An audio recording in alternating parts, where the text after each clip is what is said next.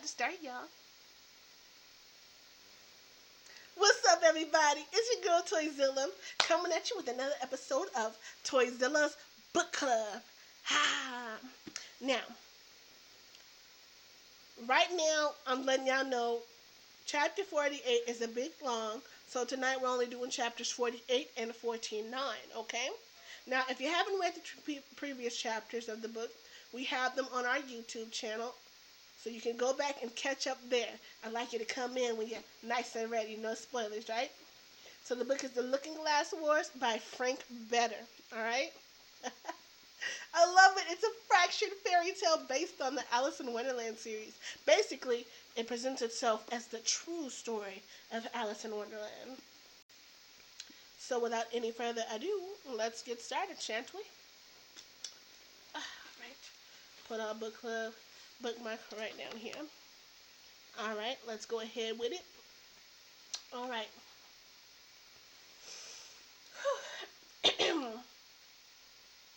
She landed gently on her feet in the middle of what appeared to be a prison, a looking glass prison. On every side of her were looking glasses as tall as forever, and no matter what direction she turned, she saw her reflection infinitely repeating into the mirrored distance. "This is a maze," she said aloud. But instead of hearing just her voice, she heard a chorus of voices, all of them hers. Something was wrong. Besides that, she wasn't in a maze. "I must have found the wrong key, but odd. That looks like me, and yet it doesn't." The reflection directly in front of Alice was of someone inexact. She reached out toward the looking glass and, ah! The reflection grabbed her and pulled her into it. "We have to hurry," the reflection said. "Lots to do and many people to see. So little time." But Alice couldn't think of what to say. The reflection wouldn't let go of her wrist and pulled her at a fast clip past looking glass halls that branched and snaked into the distance, past mirrored alcoves and dead ends. Even the floor was made of looking glass. Being led first one way and then another, Alice felt sure her reflection was taking this complex route, only to confuse her. Better not have to find my way back, because there was no chance of that. Alice had lost all sense of direction.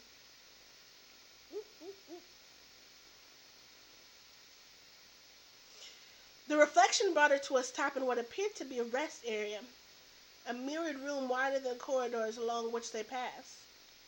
"Wait here," the reflection said. "Someone will be with you shortly."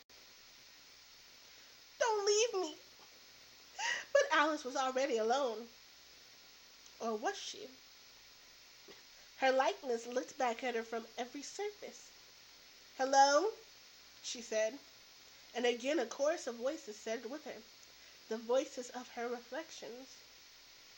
She lifted her hand toward the one closest to her to take hold of it, but her fingers couldn't penetrate the looking glass and stubbed themselves against its cold, quicksilver surface. Maybe I was supposed to follow her? But Alice could no longer be sure in which direction the reflection had gone. Imagine a way out. That must be what I'm supposed to do. It's a test. Alice gathered herself tight for the effort her imaging required, but between the flicker of her eyelids, she saw someone approaching from the distance of a looking glass. Closer and closer the person came, and even before Alice could make out the woman's face, she recognized the clothes. "Mother!" she and her reflections gasped. Genevieve was dressed as her daughter had last seen her, but without the crown. She came right up to the other side of the looking glass. "Alice," Genevieve said, and the wistful, proud smile that formed on the dead queen's face caused tears to well up in her daughter's eyes. She's become as beautiful as I imagined," said a man's voice.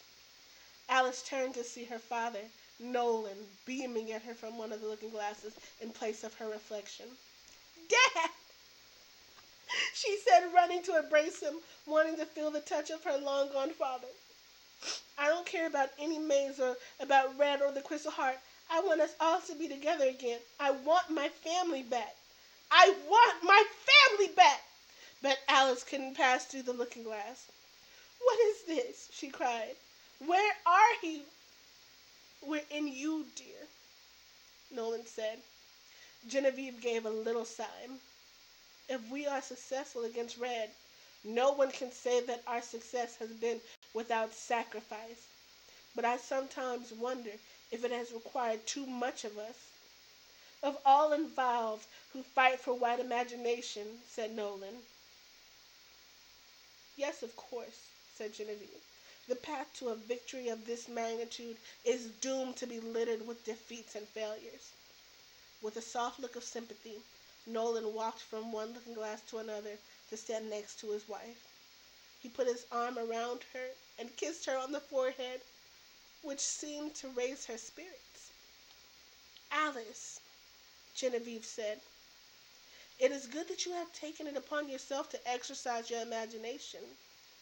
You are well on your way to reaching your potential of imaginative power and control. But all you have experienced and discovered about yourself is not enough. Not yet. Look at her, Nolan chuckled. She's an adult. She doesn't need her parents nagging her. Alice, my sweet, have half as much faith in yourself as others have in you, and you'll be fine. The royal couple turned and began walking off into the distance of the looking glass. Wait, Alice shouted. Don't go! But Genevieve and Nolan kept walking. Wait! Will I ever see you again? They stopped, apparently surprised by the question. Again and again and again, said Nolan. If you know where to look for us, said Genevieve. Then they were gone, and Alice's reflection once again occupied the glass. All strength left the princess. She fell to her knees and buried her face in her hands. She would never get over the sudden, violent loss of her parents, never be able to accept the absence their deaths had left behind. How can I? How could anyone? Her sobs were magnified tenfold as her reflections cried with her. The worst of it had passed, and all that was left of Alice's swell of unhappiness was the occasional hiccup. Someone touched her shoulder. Tag, you're it. Oh, oh, oh, oh. Alice lifted her head and saw a little girl. Is that? She brushed the hair out of her face and wiped her eyes to be sure. She looks exactly like me. It was Alice Hart, age 7, wearing her birthday dress. You want me to chase you? Alice asked. The girl clicked her tongue, annoyed. Haven't you ever played tag before? Yes, but not in some time. The princess got to her feet. It wasn't every day that you met up with your younger self. Who knew where it might lead? Okay, she said. You'd better run then. With a cry of pleasure, the girl sprinted down the corridor. Alice chased after her, and corridor after corridor of the looking-glass maze was briefly visited by the running pair. As much as Alice had wallowed in the depths of her sorrow moments before, she now entered into the buoyant pleasure of the chase, laughing with each near tagging of her younger self. She approached the corner in the maze and the younger Alice jumped out from behind it, teasing the princess with her capture.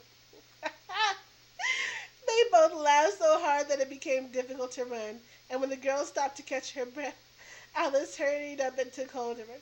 I've got you now, she said, tickling the girl. No, don't. Stop. Stop. The younger Alice squealed in delight because, of course, the princess knew where she was most ticklish. But the girl suddenly became serious, pushed Alice's hands away, and looked off at something. Alice turned to see what it was. A diamond-encrusted scepter topped with a white crystal heart at the far end of a wide corridor. Do you think you can get the scepter? The girl asked. It looked easy. Alice had only to walk down the corridor and take it. Why not? The corridor walls consisted of looking glass panels that lined up perfectly, facing each other. Alice stepped between the first pair, and her reflection swelled and swelled to form a sort of vortex. And then she was no longer in the looking glass maze. She stood in a featureless nothing with a tornado of images whipping around her, the words and gestures of the people in them wounding as much as any made by beings of flesh and blood. Off with her head! Off with her head! Red swooped toward the princess. Alice jumped out of the way, her heart thumping when there was Dodge Anders as a boy, wearing his guardsman uniform and receiving a lesson in the etiquette of palace guardsmen from Sir Justice. But like Red before them, they too vanished. Quigley Gaffer stood before her now, pointing and laughing in her face as if she were the most ridiculous creature he'd ever seen. "Stop it," she said. But Quigley was joined by the rest of the London orphans, Charlie, Andrew, Otis, Francine, Esther, and Margaret, as well as some of the wardens she'd known at the Charing Cross Foundling Hospital. "Stop it!" she screamed. Their laughter continued to echo in her ears even after they had faded from sight and she was gazing upon a silent but confusing scene. She and Prince Leopold, surrounded by what appeared to be their 4 children, picnicking in the everlasting forest with Dean and Mrs. Liddell. 2 of the children were infants, but they had the faces of Genevieve and Nolan. Alice wanted to call out to her family, but she couldn't get her voice to work. The cat stood over her oblivious picnicking family, licking blood off his paws until a single drop fell to the ground and became a rolling, bloody sea in which her family was drowning. The Allisons were in it too. Dodge, Bibwit, Hatter, General Doppelganger, the chessmen, all were drowning. But then the sea drained out through an open door, carrying her friends and loved ones with it. Above the door was an illuminated exit sign, and next to it stood the walrus butler. "Oh my, oh dear," said the walrus. "It's only going to get worse, princess. You don't have to put yourself through this. It's not necessary. Please, I beg you to leave while you still can."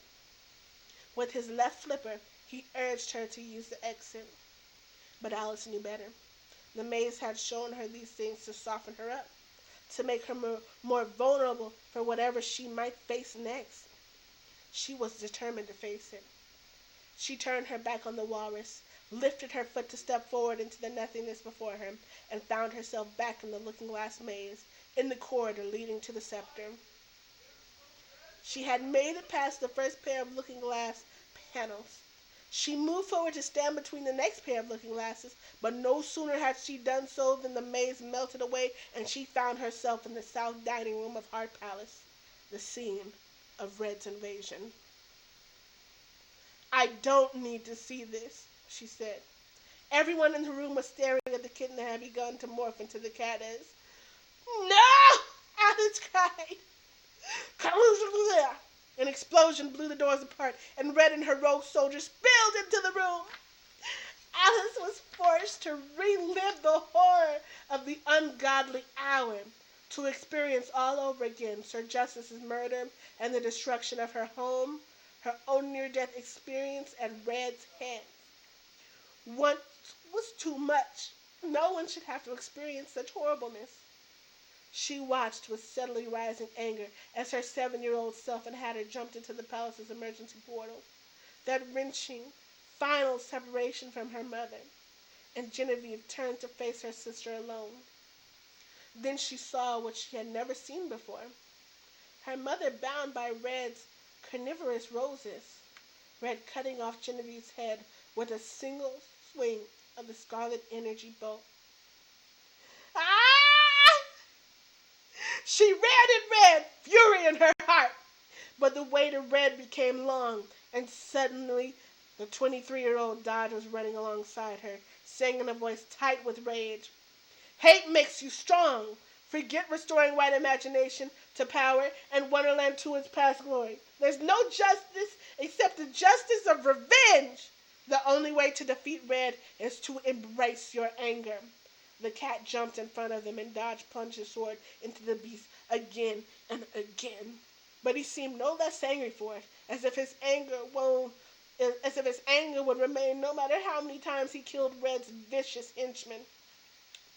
Alice was almost within striking distance of Red when her mother's head, lying in the corner where it had rolled, opened its eyes and spoke. Black imagination feeds on anger, Alice. Give in to your anger, and you merely become a pawn of black imagination, which may triumph for a time, but never for eternity. But look at what happened to you, Alice said. Yes, look at me. It should tell you a lot that I'm the one saying this. But the pressure of hate in Alice's skull was too great. It tells me that you were weak, and that's why you lost, she screamed, snatching Red's scepter and cutting off her aunt's head with a single swing, just as she had killed Genevieve. Red and the roses faded into the floor, and Alice discovered herself standing in a circular room with walls of telescopic glass that allowed her to see the chessboard desert and Wondertropolis in their entirety. Bib would rush into the room with an open book in his hands, reading from it with great urgency, wanting her to understand. Flegulubra messing plagri bonoplam, the tutor read. Tishakri splendor rosh ingo. Bibwit? Zixwakwit. Zerg guggle. Forgiggle. The tutor continued spouting gibberish, growing more and more agitated with Alice's lack of understanding, which was when she glimpsed herself in a looking glass. Instead of her usual features, she saw Red looking back at her. She had become Red. No! She smashed the glass, and her entire surroundings, the circular room, the nonsensical bibwit, showered down around her in fragments, leaving her standing before the entrance glass in the maze. On the other side of the glass, the clash between Alice's and Red's soldiers was stopped in time. Why am I here? What does this mean? Ahem. A stream of smoke crossed her vision. She turned and saw the blue caterpillar puffing at its hookah. It means you failed, princess. I can't fail. The maze is intended for me, but you are unable to navigate the maze. It is unfortunate for all of us, but nothing can be done. You must leave through the glass and re-enter the battle. Failure is not an option. She would rather have been anywhere else, but she couldn't leave yet. Not as a failure. Unacceptable, she said. I don't accept it. And before Blue could blow smoke into her face, she ran deep into the maze. She was quickly lost. But all was not lost as long as she remained here. She could still succeed. She would succeed. Otherwise, what would become of? A figure strode into the corridor up ahead. Hatter! Oh, she was glad to see him. But the milliner said nothing, raised the sword and rushed at her. Wait, what are you? She had to do something quick. She imagined the sword in her hand and, almost before she realized it, she and Hatter were fighting. He the aggressor, she surprising herself with a defense that relied on mirroring his moves. Hatter at last lowered his weapon and stepped away, approving. Good. So he was assessing her. Alice understood, developing her warrior skills, or rather, he was training her imagination in the service of her warrior skills. Still, when a second Hatter and Madigan appeared, I have to fight two of them? In addition to the sword, Alice armed herself with a hand of Timon. She parried with the two Hatters. Clank, swink, ding, shank. Whenever one of them made a move she had never seen before, she quickly appropriated it, imagined it as part of her own repertoire. But merely conjuring herself into a better swordswoman wasn't going to be enough. She had to employ her imagination in other ways, because a third and a fourth Hatter appeared, then a fifth and a sixth. Clashing weapons with one Hatter, she imagined that the others felt it, but this proved insufficient as more Hatters stepped forward. so she conjured her numberless reflections to her aid. They jumped from their looking glasses, swords in hand, and for every Hattermatigan there was now an Alice heart to battle him. Excellent, one of the Hatters said, and at his signal the milliners gave up their swords and activated their wrist blades, employed their boomeranging top hats. Alice imagined razor cards shooting from the sleeves of her uniform, but the Hatters batted them down easily enough. Never had she wielded her imaginative powers so precisely, so intensely, or for so long a time. Getting tired, not sure how Getting tired, not sure how much longer I can. Sensing her own defeat, she shot wads of a thick, gummy substance from the sleeves of her uniform. The wads hit the Hatter's weapons and stopped up their rotary workings, and in the same instant Alice took a deep breath and exhaled, causing such a wind that the Hatters were blown off their feet. They sprawled on the floor throughout the combat arena. The fighting was over. Alice was alone among the defeated Hatters, her reflections back in their looking glasses. Control and power aren't everything, one of the Hatters said. Allow yourself to be the agent by which a greater cause than any single individual triumphs. Then perhaps you'll be worthy of the heart crystal. The Hatters picked themselves up, bowed, and backed away down the maze's various corridors. After a short rest, Alice felt infused with power and health, better than she had before running into the Hatters. Better than I have felt in a long, long time, maybe ever. It was a lot like she used to feel before her 7th birthday, when she thought herself capable of anything, and the world was a beautiful place. What was that? A creaking sound like something being hoisted, and voices. Off to the left? Yes, there they are again. She followed the sounds and, coming to the end of a shallow passage, found Dodge, Bibwood Hatter, General Doppelganger, the White Knight, and the Rook kneeling with their hands fastened behind them, their heads locked in an enormous guillotine. Queen Red and the cat were standing by the lever that would drop the blade, waiting for her. But I killed you, Alice said. Did you? Red turned to the cat. Why wasn't I informed? The cat shrugged. Is this real or a figment? Can't be real since she's not dead, so there's no danger to anyone if I walk away. Just walk away. But Alice couldn't. The sight of the captured Allisons kept her rooted to the spot. She couldn't chance it, however much reality that the scene might contain. Red's appearance, multiple lives notwithstanding, who could be sure that if one died in the maze, he or she would still be alive on the outside? I'll kill you again if I have to, Alice said, stepping forward. Perhaps, said Red, but that won't save your friends. Alice again imagined wads of the sticky substance shooting from her sleeves, gumming up the guillotine's works and keeping its blades from falling. Nothing. She imagined the blade turned into water, splashing down on the Allison's head.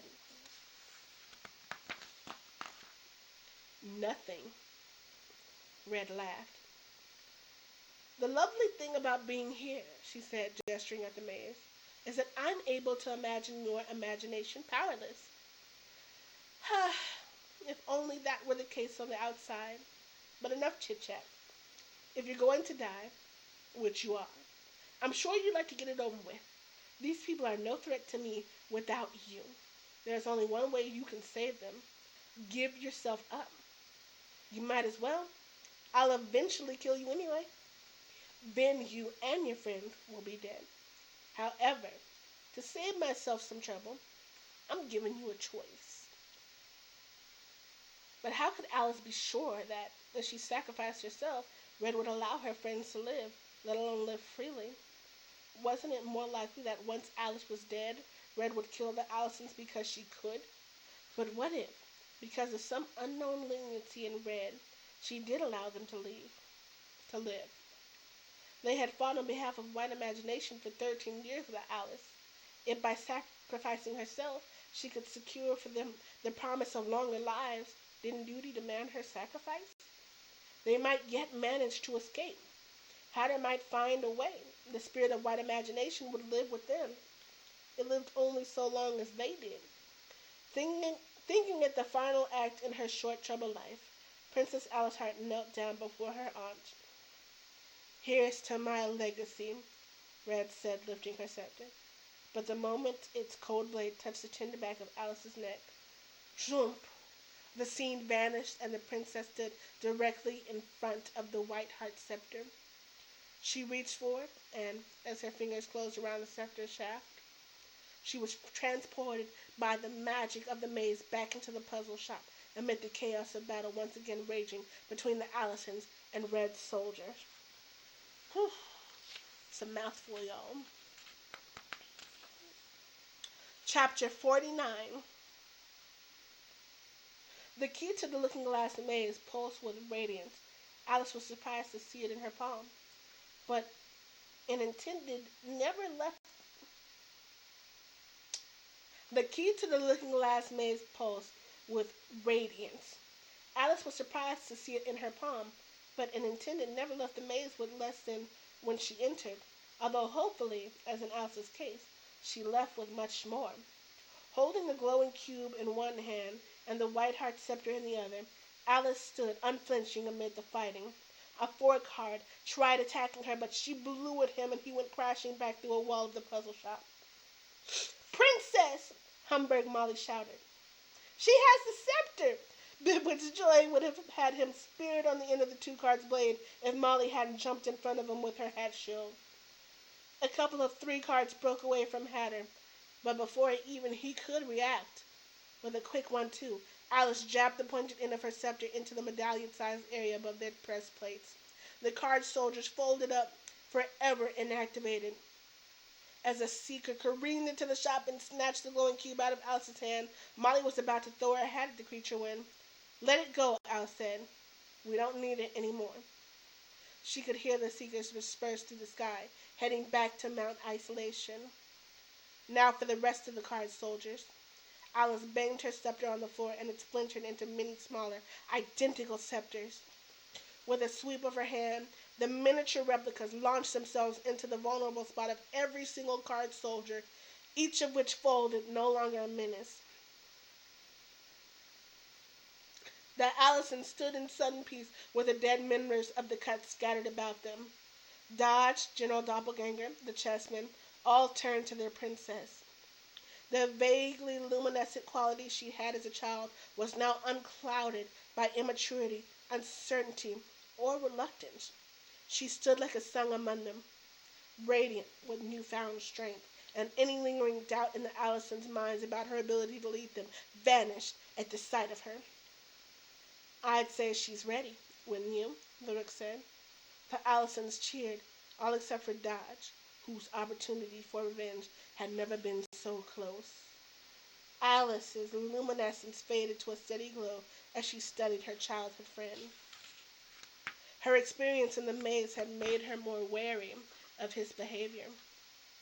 She would have to keep an eye on him, as she would on anyone who stoked their potential for black imagination with the tinder of hatred. "More of the cut will be coming," General Doppelganger warned. "Let them come," Alice said. She left the puzzle shop, and the Allisons followed. She walked out into the middle of Emerald Drive and gazed up at the rotted buildings and towers of the surrounding neighborhood, as if able to feel the pain of these inanimate structures. The toll exacted by Red's rule in her beloved Wondertropolis. Then she turned her imagination to the holographic billboards around the city. Without so much as a wince of effort, she imagined her own face in place of their usual advertisements and reward offers. "I finished running from you, Red. It's time for you to run." As Alice spoke the words in Emerald Drive, her holographic images voiced them on every street. Wonderlanders paused in lawful and unlawful pursuits to stare at the beautiful woman speaking from signs on which, until now, they had only ever seen red. More than a few of them wanted the mistress of black imagination to remain in power, knowing how to profit in a world such as hers. But most, though not daring to cheer aloud, celebrated Alice's rise in their hearts. And that's the end of chapter 49. Oh my gosh, that was a very long chapter. Well, chapter 48 was. How did y'all feel about that one? Remember, if while reading y'all do any artwork, I would love to see what you come up with. Just let us know below the videos and send them in. Also, y'all will see that I added a new little nub up that way. Letting y'all know all the places that y'all can come and follow me on and, subscribe. I do appreciate it. Well, till next time for our next book club, y'all know our schedule. Wednesday, Thursday, Friday, 7 p.m. Pacific Standard Time is when we start our video game regime. But then after that, we do a couple of chapters of book club. And if you don't want to watch live, then y'all can come back here on YouTube and watch the videos later. So thank y'all, everybody. Till next time, if you like what you see, you turn on your PC and viewed it. Your girl Toyzilla is out.